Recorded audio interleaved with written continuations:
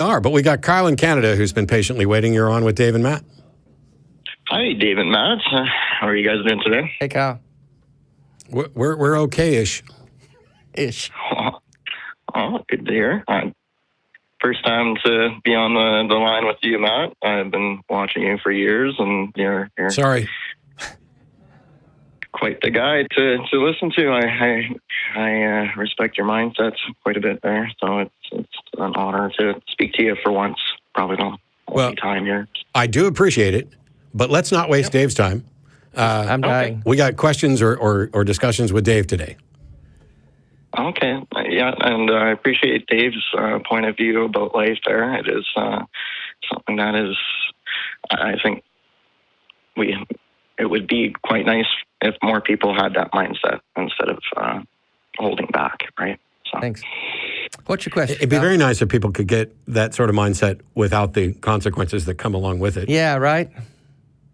Yes, for sure. And I'm going to do my Canadian duty and apologize in advance. Of course. I'm so sorry. I'm sorry. I'm sorry. I'm sorry. So what I wanted to discuss there is the thought of could reducing the religion's division increase humanism in this day and age, 2019. Not sure I understood the question, did you? Yeah, I'm not sure I understood the question. Could religion's division... Could reducing religion increase humanism? Yeah. I mean, reducing religion is a really good idea. I'm with you there, Kyle. So you could reduce religion without actually increasing humanism, but I think most likely there would be more people who are humanists since people find their way out of religion and adopt humanism on a regular basis.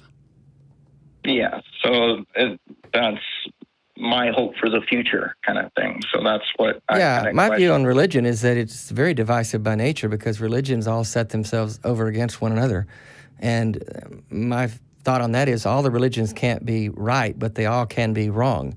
And so reducing religion as a whole, I think, would cause us to relate with one another as humans rather than me saying, well, my position on my worldview and my religion is right and yours is wrong, and that's where we have all this division. So if you take religion off the table and just deal with one another as human beings, all doing the best we can to get through life, then I think you're going to have less division by nature. One of the things, though, is that if you took the tenets of secular humanism, pull up, I don't know, any one of the secular humanist manifestos. I have objections to what's in each one of them, but I largely agree with most of them. I have yet to find a religion that offers anything that could be viewed as equal to or superior to humanism when it comes to practically, realistically evaluating reality and trying to make a better world.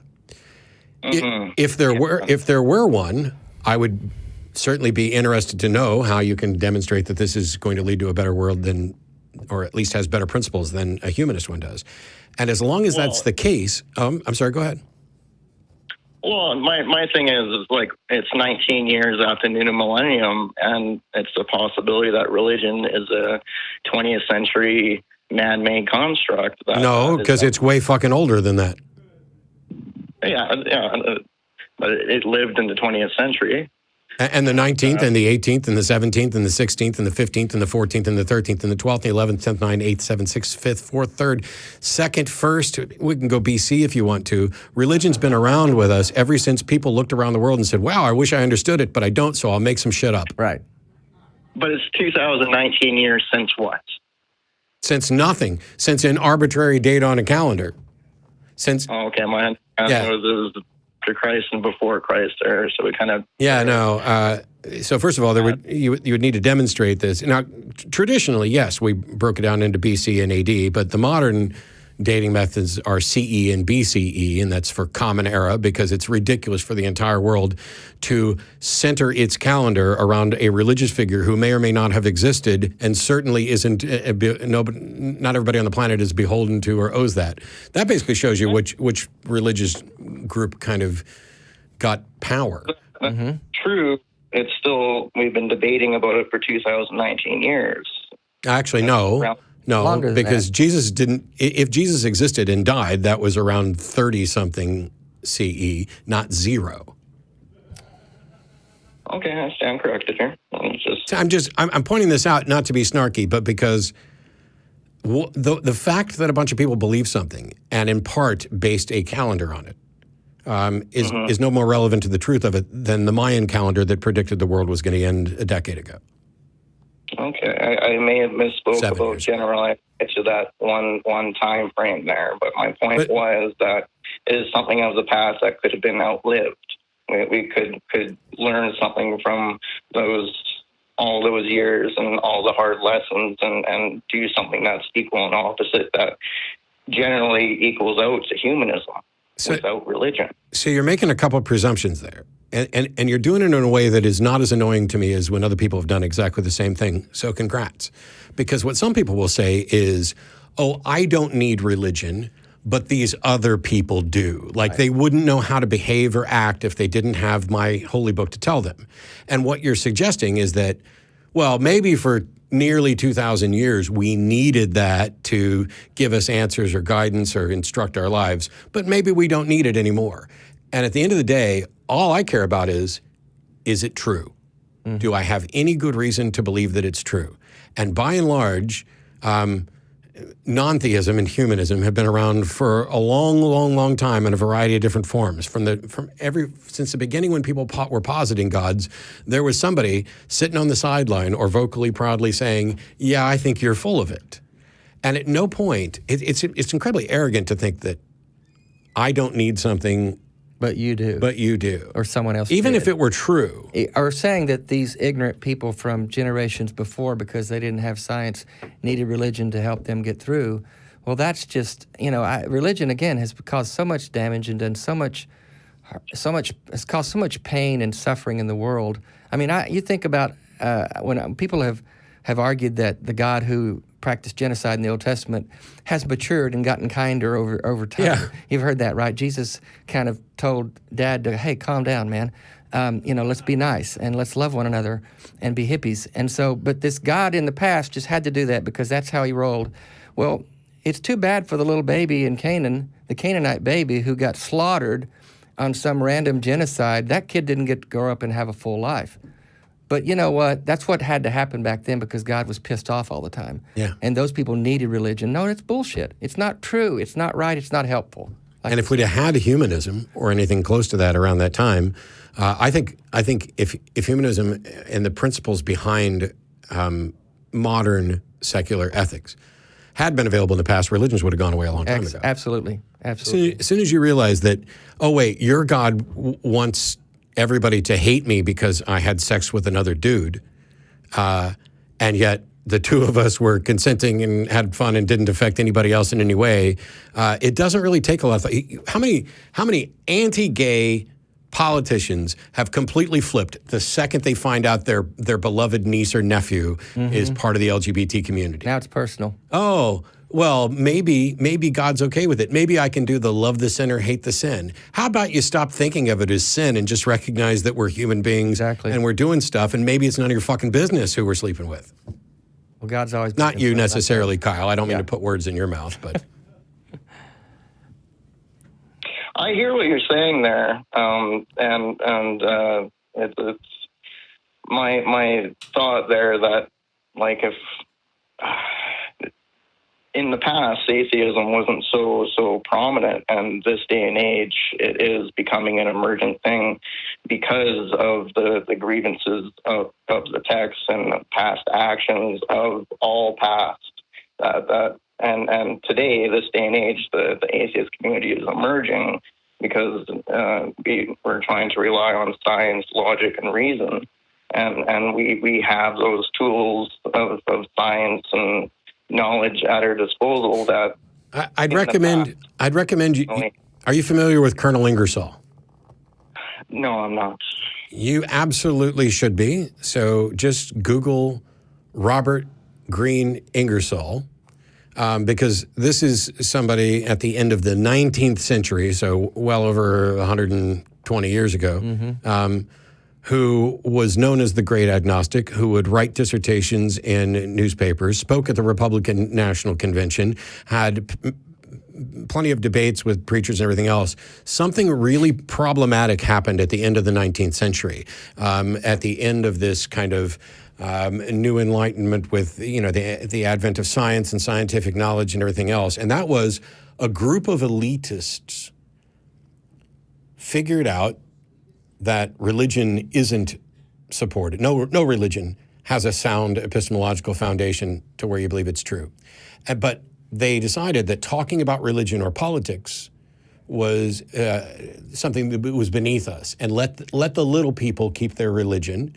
And so you went from an era where there was plenty of talking conversation about morality from a secular perspective, about the world from a secular perspective, and that stopped and backfired to the point where in 1954-ish, when you're in the McCarthy era and you have the godless Russians as the communists as the enemy, that's when we have In God We Trust added as the new national logo. We changed our national logo in the 1950s and then made sure that it was put on every bit of coin. This is the advantage position that religions have managed to keep putting themselves into. So there's no new atheism, but this newest rise in atheist popularity and discussion is partly about the internet. Absolutely. Partly about the fact that people are able to access knowledge, access information, but also I'm not on Fox or CNN or MSNBC. I'm not even on some shitty cable channel. We did this show public access for years, and now it's just an internet show. And yet I guarantee you there are more people watching the show than some of the stuff that's actually on TV, because you can make money off of having, 50,000 viewers a week for your crappy little show on your crappy little network. But we're in a world where people are now more free to talk about this, at least in the West and in the U.S. You talk about, I had a caller that I took after the show last week who's an ex-Muslim living in Paris. And we ended up talking with some other ex-Muslims, including people whose lives were in danger when they were in Bangladesh, merely for talking about the fact that they don't believe. So I'm incredibly fortunate, privileged, whatever label you want to put on it. Nobody can fucking shut me up. Mm-hmm. That's the big difference. Okay. Religions were in a position where for years they could shut you up, that people will run out of town. You get to a town, what's the first, you move. People are like, hey, what church do you go to? Why don't you come to our church? Right. Are you going to say, no, I don't go to church, I don't believe in that stuff? Because now you are at odds with all of your neighbors from the get-go, despite the fact you could be a wonderful person. So you'll just be quiet about it. So it's also, there are more of them, more atheists that are being formed, if you will, or coming to the end of their faith, if they ever had one. But mostly I think it's because they're being louder about it. They're speaking out, like you said. It's more comfortable in the sense that if I'm the only atheist I've ever met and ever known, I'm now the outsider. Right. I have to be quiet around my family. I'm the one that's odd. I'm the one I'm being gaslit left and right about that still whatever happens else. a lot. And now we're getting to a point where there's less of that, where if you find yourself no longer believing, there are communities like this one. Mm-hmm. We're open, ACA building's open 7 days a week from 11 to 9. There's something going on here all the time. Yes, Sunday is, of course, our busiest day because we're doing this show and Talk Heathen and other Lord's stuff. Work. We're doing the Lord's work, on the Lord's Lord Day. of Reason. Anyway, So, I don't want to talk over you all day. What's up? Yeah, so is it a fair statement to say that religion of the past was kind of a search for a certain experience or existence that we never arrived to? That's why we're still debating about it. I think religion was formed, as Matt said, to explain things that men didn't understand and to try to find answers for things that they didn't have answers to. There's lightning in the sky, it must be a god of lightning, and let's find a virgin to feed it so it doesn't hurt us. Yeah. I mean, I think that's how religion was formed, to try to explain the unexplainable. And as more and more science explains things that we didn't have answers for before, I think fewer and fewer people are needing to rely upon religion to give them those answers. I think one of the things that's also kind of telling is that we're speaking about religion in broad terms, and religions are they're different and yet similar in many ways. But I think that if you pick a Christian church at random and have any random church member write down what they doctrinally believe and what is, and include some things on what is morally correct and what's morally incorrect. Compare that, if you could, which you can't, to what somebody wrote 150 years ago from that same denomination. it will not be the same. No, it's evolving always. There are probably some exceptions. Some ultra-Orthodox Hasidic Judaism may have stagnated so much that it is almost without change. But by and large, I mean, I remember when I was a kid in the 70s, I would occasionally hear somebody talk about the outfit that somebody wore to church and how that was inappropriate for church. That, you put on your Sunday best. You put on, you wore a sport coat, you wore a tie if you could, you dressed up nice, you did all these things. Now you've got mega churches where people are showing up in sandals and shorts and T-shirts. Hell, the including pastor's on the T-shirts. stage doing it. Yeah, I was going to say, and they're the ones on the stage. But then you have women wearing short dresses. Causing those men to lust. That would have, like if you'd have showed up in church when in 1974 when I walked down the aisle to accept Jesus in my heart, and you had a little mini skirt on, even though mini skirts were still a thing, you'd have been shunned. Well, you in particular, because I think that if you were wearing a mini skirt, that might actually be slightly more shocking, but I don't know. Yeah. I don't want to make presumptions about what people wear. Never. But I want to shoot one towards you here. Yeah, sure. My curiosity or thought, where I'm kind of going towards there, is that humanism, to circle back to that, has a certain experience or existence that I haven't experienced myself, and I don't really know exactly what that is, but it's different than a religious existence or experience in ways. And the religions have their the motivating factors to join and stay in them. And I think there's some experiences and some aspects of existence that a humanist lifestyle or way of thinking or connection with each other is better than a religious living connection. You've kind of hit around an incredibly important point. Religions have been in a privileged position. They had tax-free status. They were the de facto thing. Everybody was assumed to be religious or treated as if they were religious or a part of your religion, such that being the atheist, being the secularist is something that would kind of put you on the outside of things. Mm-hmm. And because of that, modern secular communities are starting the race much later. And so we are not as good yet at building communities. We are not as good yet at raising money because we don't have some divine motivation that you need to give us 10 or 20% of your income. And also, a lot of people are finding their way out of religions and they are giving up on community as well. Yeah. They don't want to come here because when they went to church on Sunday and they hung out with people, there was a lot of BS thrown at them, and it was an agenda. And then you pass the offering plate, and so you're being asked for money. Well, we have food up here at the building. It's free. Religion thrives on two things: guilt and fear. And people come together around those two things because they're afraid if they don't acquiesce to their God, then there's a punishment, there's a consequence that they're afraid of, and then guilt for the message being thrown at you from birth that you're wrong, that you're broken, that you are in need of a Savior. When you take those two elements out, all you've got is community. And so, as Matt was saying, we're behind the curve on building community, but it is happening, and we're catching up. In Nashville, we're building an incredible community of ex-Christian atheists, and it's built around our common love for one another, our commonality as human beings, and that's really all you need. We don't manipulate people through guilt or fear or any kind of thing where if you don't come, we have meetings every month, and we just say, here's what we're doing, and there's nobody calling you next month and say, we sure didn't see you last month. What's wrong? Are you okay?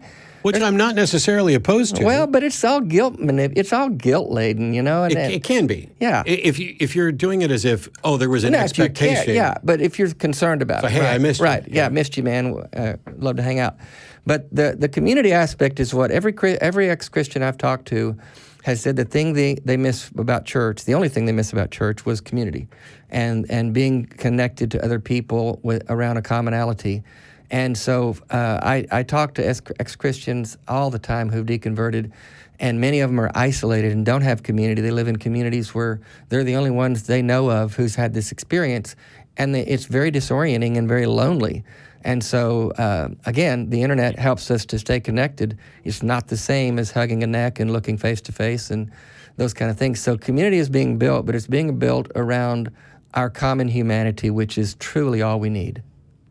Yes, and my thing is to try to, and I don't have better words for it, but to kind of take the wind out of the sails of religions that people stand behind by coming together and experiencing those more humanistic things there that we need to do today, because I don't necessarily believe in what I call external supernatural salvation. I don't believe God come solve my problems for me. I think they're of my own kind of thing there. So to prove the people that do believe in external supernatural salvation, that no savior is required, by coming together and showing them that just come with us and be human, and that will kind of end the war, because the battle between what is it's not engaging in the battle. Yeah, I don't want to quite go to pie in the sky stuff, because while I think people on average are generally good and would generally go, there's still going to be individuals who are horribly broken. And Sure, we're humans. We make mistakes. But my question, my curiosity for you, Kyle, is so the call screener thing lists you as a theist. Sounds like one of us. And yet, yeah, in what way are you a theist? Well, I do believe in my own way. I hold some pretty harsh views on religion, so I can't really say I'm religious there. And yeah, but you just said something about not believing in any sort of external supernatural. So what's God to you?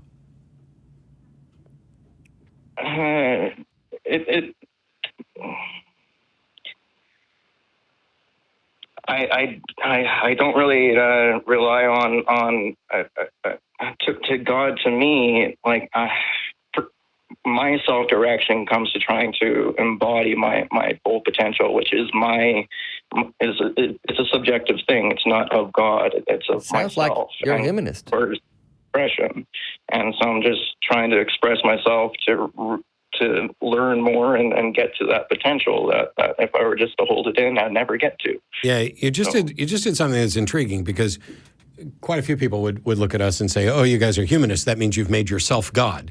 And I used to be like, "No, that's not what that means." And now I'm like, "Yeah, fuck it, I'm God." Yeah, sure, why not? Whatever. I'm okay with that. If there's got to be a God, I'll be him. Because what I've done is the thing that a theist would worship as the guiding governance of the universe, I don't think that exists. And so they look at you and they say, "But Matt, you revere logic and reason and evidence and humanity and freedom and these sorts of things that you have. And that is your God, Matt." And I'm like, okay, if that's all you think, if your God is nothing more than the collection of things that you prefer, then telling me that I've made myself God is no different from admitting that you did exactly the same thing. And I don't mean you specifically, Kyle, but when you talk about this, yeah, it just means if I'm the one that's guiding my life, and you think God guides your life, then yeah, I'm God because I'm guiding my life. But I don't worship myself. Yeah. I know myself too well to do that. Yes, that would be a huge mistake.